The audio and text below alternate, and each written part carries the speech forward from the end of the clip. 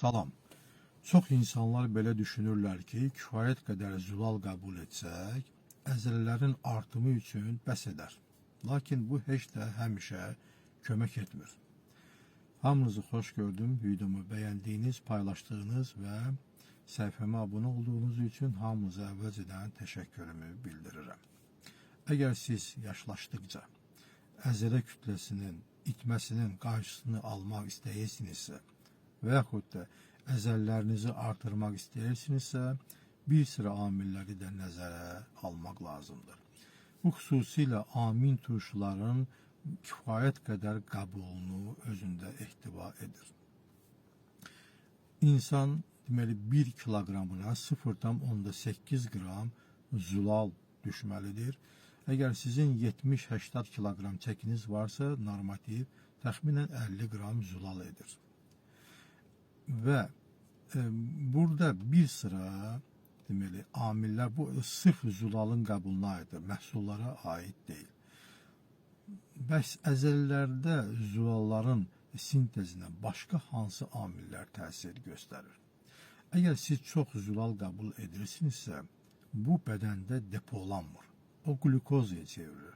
Yəni insanda ya insülin direnci varsa, nə qədər zülal çox qəbul edirsənsə, o əzələ artımına səbəb olmayacaq. Deməli, əzələ artımında birinci maneə insülin direncidir ki, bu da yediyimiz karbohidratların və zülalın çoxluğu ilə əlaqəlidir.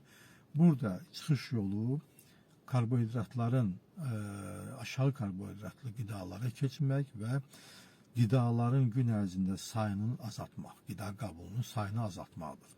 Yəni, keto diyeta və qida qəbulunun sayını azaltmaq. İkincisi, boy hormonunun əzələ artımına təsiri çox böyükdür ki, burada məşqlərin mühüm əhəmiyyəti vardır. Əgər sizdə zülal qəbul edirsinizsə kifayət qədər, lakin məşqlər edilmirsə, bu əzələ artımına səbəb olmayacaq. Deməli, məşqlərin əzələ artımındakı rolu çox böyükdür. Digər amil, interval aclıq, boy hormonuna çox müsbət təsir göstərir. Və nəhayət, əzəllərin artımında testosteronun səviyyəsinə mühüm əhəmiyyəti vardır. Çinkin çaşınmazlığı isə testosteronun səviyyəsini aşağı salır.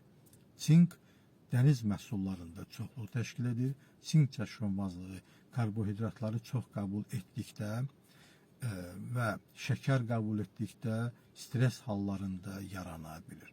Mikroflora amin turşuların və zülalların yaranmasına, sintezində mühüm rol oynayır.